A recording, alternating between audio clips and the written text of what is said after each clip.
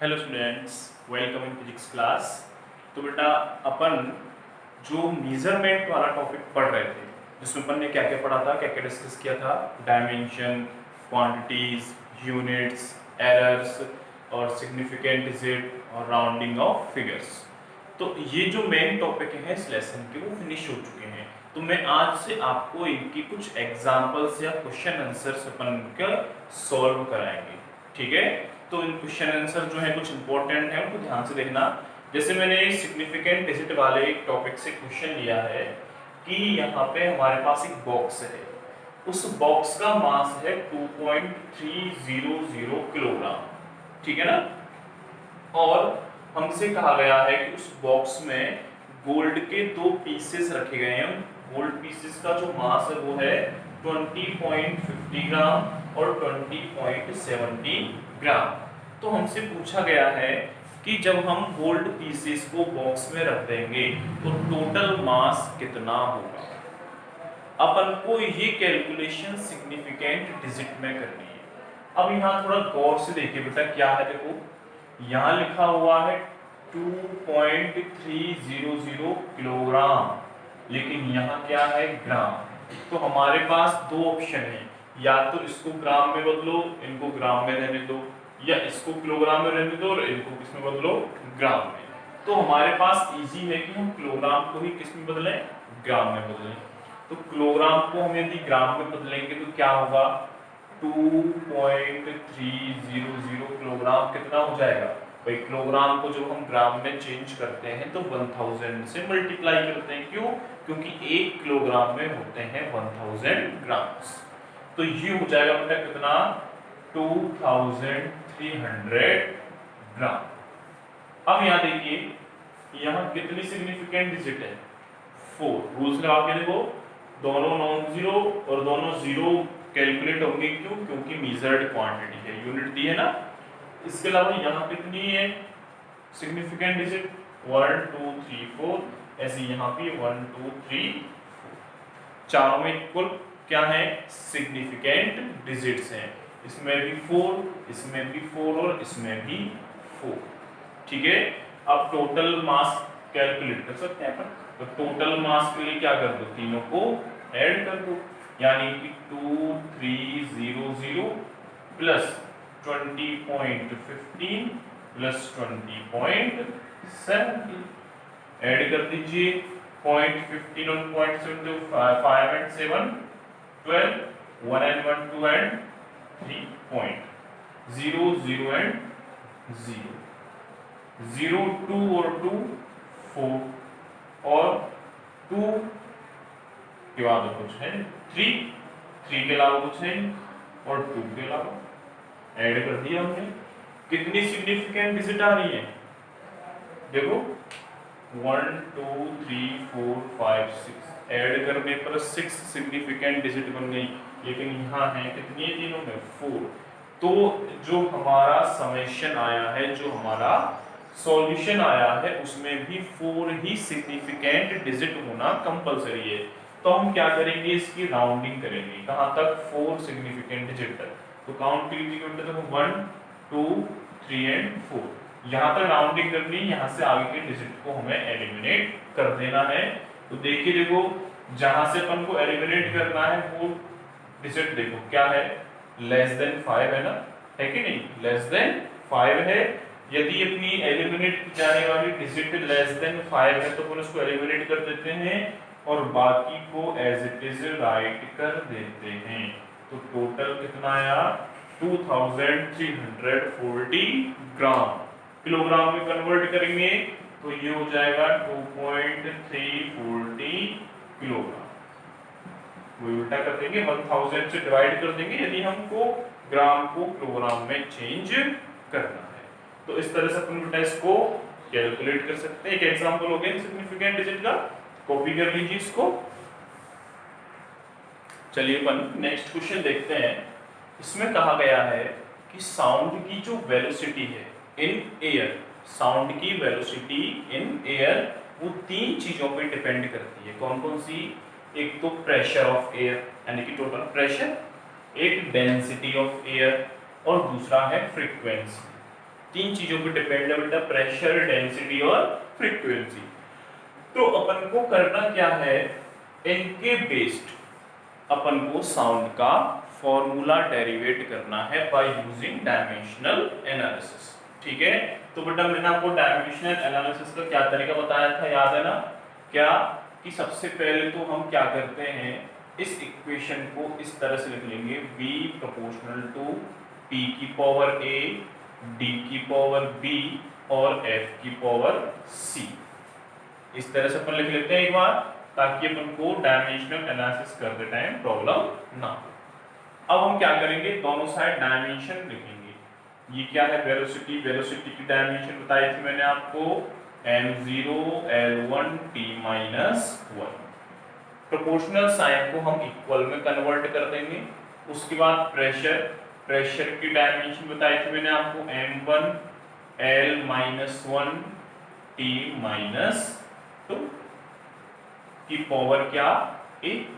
d क्या है, density, density की डायमेंशन मैंने आपको बताई थी, m1 l-3 t0 की पावर b। और फ्रीक्वेंसी, फ्रीक्वेंसी की डायमेंशन क्या बताई थी मैंने आपको, m0 l0 t -1 की पावर c। ये सारी डायमेंशन मैंने आपको टेबल जो है, जितनी भी डायमेंशन है जो यूजफुल है, सारी डायमेंशन की टेबल मैंने आपको सेंड कर दी है, आप उसमें से डायमेंशन देख सकते हैं। ठीक है, अब इसको सॉल्व कीजिए, करें सॉल्व। तो देखो m0 l1 t -1, ठीक है। अब पावर को अंदर मल्टीप्लाई करो, m1 into a, l -1 into a minus a, t -2 into a minus 2a। ठीक है, ऐसे ही b को अंदर मल्टीप्लाई करो, तो m की पावर b, l की पावर -3b और t की पावर 0, कि 0 into b 0 हो जाएगा। c को अंदर मल्टीप्लाई करो, तो m0 l0 t -c। अपन ने इस तरह से इनको क्या करते हैं बेटा, अंदर मल्टीप्लाई कर दिया। अब आगे अपन और सॉल्व करते हैं इसको, तो m0 l1 t -1 equals to, जो इक्वल सेम बेस है उनकी पावर्स को हम क्या करेंगे, ऐड कर देंगे। जैसे m की पावर a प्लस यहाँ b वहां 0, तो 0 छोड़ दीजिए। l की पावर तो वैसे यहाँ -a, यहाँ -3b, वहां 0 छोड़ दिया। यहाँ t की पावर -2a, यहाँ 0 को छोड़ दिया और -c। इस तरह से अपन ने पावर्स को यहाँ लिख दिया है। ठीक है, अब क्या करेंगे, अपन कंपैरिजन करेंगे क्वांटिटीज का। देखो m और m सेम बेस है, तो इनकी पावर्स क्या हो जाएंगी, इक्वल हो जाएंगी। तो अपना एक इक्वेशन बन गया a + b = 0। दूसरा देखो यहाँ l पे देखो -a -3b, -a -3b = यहाँ कितना, 1। और थर्ड देखो, इसको मैं इक्वेशन नंबर 1 लिख लेता हूँ, इसको 2 लिख लेता हूँ, लिख लेता हूँ थर्ड को, वो है -2a -c = कितना हो जाएगा बेटा, -1। ठीक है, इसको एक थर्ड लिख लिया मैंने इक्वेशन। अब देखो मैं क्या कर रहा हूँ, इक्वेशन 1 और 2 को ऐड कर रहा हूँ।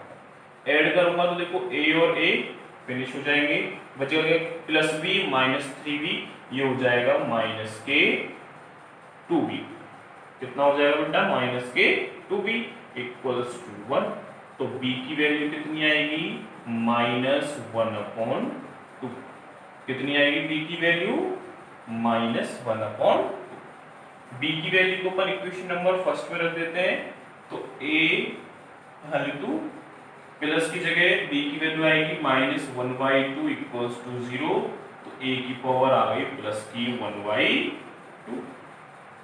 ठीक है, चलिए अब a और b की वैल्यू को, अपन a की वैल्यू को रखेंगे इक्वेशन नंबर 3 में, तो -2 × a की वैल्यू कितनी, 1/2, कितनी है बेटा, 1/2, -c = -1, 2 से 2 कैंसिल, यहाँ हो गया -1 -c = -1, -1 से -1 both side cancel, then -c equals to रह गया 0, तो c इक्वल्स टू आ गया 0।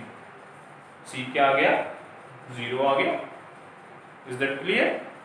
अब अपन a और b और c तीनों की वैल्यूज को हम इस इक्वेशन में पुट करेंगे। करेक्ट?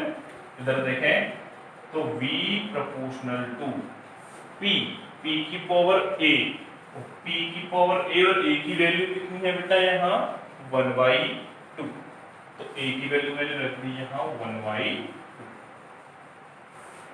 p के बाद है d, d की पावर 1v, d की पावर कितनी b, और b की वैल्यू -1/2, तो यहाँ लिख दिया मैंने -1/2 इंटू f, f मतलब फ्रीक्वेंसी, फ्रीक्वेंसी की पावर c और c की वैल्यू 0, c की वैल्यू 0, तो f की पावर कितनी लगा दी 0। अब देखो v प्रोपोर्शनल टू p की पावर 1/2, जो पावर माइनस पे है वो नीचे चली जाएगी, d की पावर 1/2, जिस पे पावर 0 होती है उसकी वैल्यू होती है 1, वही अपन लिखते हैं x की पावर 0, तो इसकी वैल्यू होती है बेटा 1। तो किसी भी क्वांटिटी पे 0 पावर आ जाए उसकी वैल्यू हो जाती है 1, तो इसके लिए फ्रीक्वेंसी की वैल्यू हो गई 1, 1 को मल्टीप्लाई करेंगे तो वही क्वांटिटी आएगी, तो इसलिए अपन इसको एलिमिनेट कर देते हैं। हाफ पावर का मतलब होता है अंडर रूट, हाफ पावर का मतलब क्या होता है अंडर रूट, तो ये बन जाएगा under root p upon d। अपन क्या करते हैं प्रोपोर्शनल साइन को इक्वल में कन्वर्ट करने के लिए कोई भी कांस्टेंट यूज कर सकते हैं, तो मैंने यहाँ k कांस्टेंट यूज कर लिया, फॉर्मूला बन गया v equals to k under root p upon d, जहां p कहलाएगा बेटा प्रेशर और d कहलाएगी डेंसिटी। ठीक है, तो इस तरह से अपन इस फॉर्मूले को भी हम डेरिवेट कर सकते हैं, तो आप इसको भी एक बार कॉपी कर लीजिए। चलिए नेक्स्ट क्वेश्चन देखते हैं। नेक्स्ट क्वेश्चन में कहा गया बेटा कि हमारे पास एक कैपेसिटर है, ठीक है, कैपेसिटर एक इलेक्ट्रॉनिक डिवाइस होती है, इसके बारे में अपन क्लास 12th में डिस्कस करेंगे। तो हमारे पास एक कैपेसिटर है, उसकी कैपेसिटेंस है 2 प्लस माइनस एरर है 0.1 टोटल माइक्रोफैरड। माइक्रोफैरड क्या है इसकी यूनिट है। ठीक है, हमने इस कैपेसिटर पे वोल्टेज अप्लाई की है, वो कितने वोल्टेज अप्लाई किए 20 plus minus 0.5, plus minus 0.5 error हो सकती है। हमसे पूछा गया है कि इस कैपेसिटर पे टोटल इलेक्ट्रिक चार्ज कितना होगा, इस चीज के अपन को कैलकुलेशन करना है। ठीक है, तो अपन क्या करेंगे बेटा, इस कैपेसिटर पे कितना इलेक्ट्रिक चार्ज है इसकी कैलकुलेशन करेंगे, लेकिन हमें ये मालूम होना चाहिए कि इसके इलेक्ट्रिक चार्ज का फॉर्मूला क्या है। फॉर्मूला होता है क्या, फॉर्मूला होता है Q इक्वल्स टू CV। क्या फॉर्मूला होता है Q equals to CV, Q है charge, C capacitance, V voltage. तो पहले अपन इस फॉर्मूले से डायरेक्ट चार्ज कैलकुलेट कर लेते हैं। तो Q इक्वल्स टू C की वैल्यू 2 इंटू V की वैल्यू 20, तो Q की वैल्यू यानी चार्ज की वैल्यू कितनी आ गई 2 2 4 40 माइक्रो कूलम। ये माइक्रोफैरड है, इसलिए माइक्रो और कूलम होती है इलेक्ट्रिक चार्ज की यूनिट। इसके बाद अपन को एरर भी तो कैलकुलेट करनी है, करनी नहीं करनी, और मैंने मल्टीप्लिकेशन वाले फॉर्मूले में एरर का क्या तरीका बताया था कैलकुलेट करने का। यहाँ लिखेंगे अपन डेल्टा Q अपॉन Q, वहां डेल्टा R अपॉन R लिखा था, इक्वल्स टू वहां लिखा था अपन ने डेल्टा A अपॉन A, लेकिन यहाँ है क्या C, तो यहाँ लिखेंगे delta C upon C plus B की जगह V, तो डेल्टा V अपॉन V। ठीक है, तो देखिए डेल्टा Q की वैल्यू को कैलकुलेट करनी है, Q की वैल्यू कितनी है 40, ठीक है, इक्वल्स टू डेल्टा C की वैल्यू 0.1 अपॉन C की वैल्यू बेटा 2 प्लस डेल्टा B की वैल्यू 0.5 और B की वैल्यू कितनी है 20। ठीक है, अब कैलकुलेट कर दीजिए। ठीक है ना, तो delta Q by 40 equals to LCM आ जाएगा 20, तो 10 10 into 0.1 1 plus 1 into 0.5 0.5, तो del q by 4t equals to 1 plus 0.5 1.5 upon 20, 20 से कैंसिल आउट हो गया कितना बेटा 2 टाइम्स। ठीक है, तो अपना आ गया क्या solution, del q upon 2 equals to del q upon 2 equals to 1.5। 2 को ट्रांसफर करके हम 1.5 से मल्टीप्लाई कर देंगे, 1.5 into 2, तो del q की वैल्यू कितनी आ गई 1.5 into 2 3.0, del q की वैल्यू आ गई 3.0 और q की वैल्यू 40 माइक्रो कूलम, तो हम लिख सकते हैं क्या q plus minus del q की वैल्यू कितनी आई, वो आ गई 40 प्लस माइनस 3.0 माइक्रो कूलम। इस तरह से अपन इस एरर को भी यहाँ कैलकुलेट कर सकते हैं। ठीक है, अब आपको एक चीज बताता हूं मैं शॉर्ट में, जैसे फॉर एन एग्जांपल क्या हो, आपके पास फॉर्मूला आ जाए r इक्वल्स टू a की पावर m इंटू b की पावर n, मल्टीप्लिकेशन है ऊपर से पावर भी है, मल्टीप्लिकेशन है और ऊपर से क्या है पावर भी है, तो आप क्या करोगे, इसका फॉर्मूला होगा delta r upon r equals to जो पावर है उसको आगे लिख देना, जो पावर है उसको आगे लिख देना और ये हो जाएगा delta a upon a plus ऐसे ही n b के पावर है तो n into delta b upon b, c होता तो आगे और भी चलते जाते हैं इसी, तो इस मल्टीप्लिकेशन वाले इस फॉर्मूले को आप याद रखोगे, आई बात समझ में, क्या रखोगे याद रखोगे। इस तरह से अपन यदि पावर वाला है मल्टीप्लिकेशन का फॉर्मूला, तो हम एरर कैलकुलेट करते टाइम उनकी जो पावर है उनको आगे लिख देते हैं इस तरह से। ठीक है ना, तो इसको भी आप कॉपी कर लीजिए एक बार।